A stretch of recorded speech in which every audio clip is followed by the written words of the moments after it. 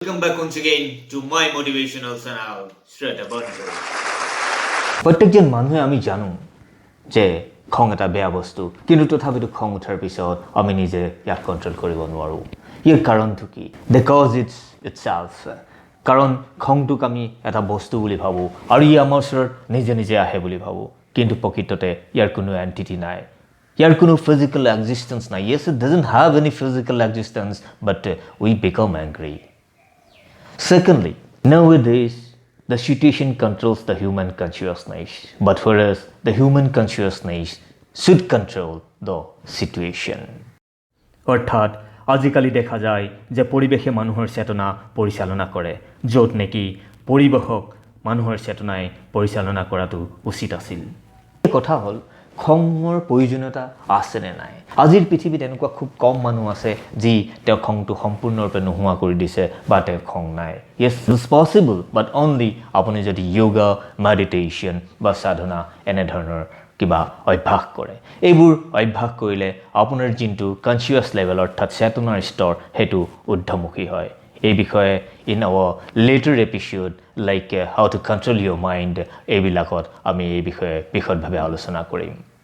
কিন্তু বাস্তৱিকতে খঙৰ প্ৰয়োজনীয়তা আছে ধৰি লওক আপুনি আপোনাৰ ল'ৰা-ছোৱালীক শাসন কৰিবৰ কাৰণে ডাঙৰে সৰু শাসন কৰিবৰ কাৰণে আমি কিছু খং কৰাৰ প্ৰয়োজনীয়তা আহি পৰে যিটোক আমি কৃত্ৰিম খং বুলি কওঁ There are three types of anger. The number one is passive aggression অৰ্থাৎ নিষ্ক্ৰিয় আগ্ৰাসন আপোনাৰ খং উঠিছে কিন্তু আপুনি দেখুওৱা নাই আপুনি মনে মনে বহি আছে বা আপুনি কোনো কামত নিজকে ব্যস্ত কৰি ৰাখিছে অথবা আপুনি এনেকুৱা দেখাইছে যে আপোনাৰ একোৱেই হোৱা নাই I'm fine.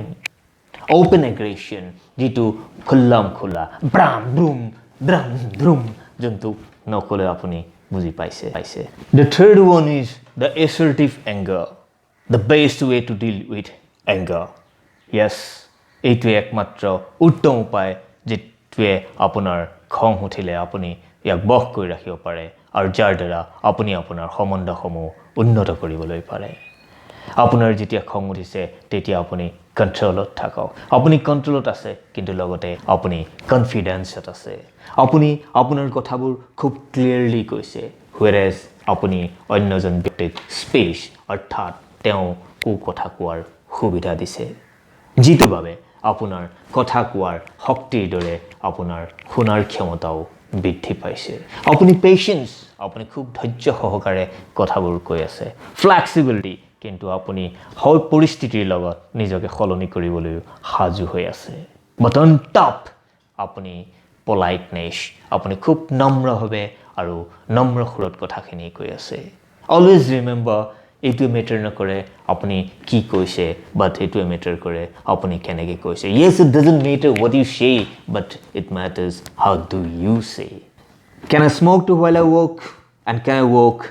while I smoke যদি শুনা থাকে লাগিছে তথাপিতো দুটা অৰ্থ নিহিত হৈ আছে প্ৰথমজনে ইয়াত কৈছে যে তেওঁ কাম কৰোঁতে সিগাৰেট খাব পাৰেনে আৰু দ্বিতীয়জনে কৈছে যে সিগাৰেট খাওঁতে তেওঁ কাম কৰিব পাৰেনে অৰ্থাৎ প্ৰথমজনে ক'ব খুজিছে যে মই সিগাৰেট খাই কাম কৰিব পাৰোঁনে কিন্তু দ্বিতীয়জনে সিগাৰেট খাবৰ কাৰণে 2 মিনিট সময় অনুমতি বিচাৰিছে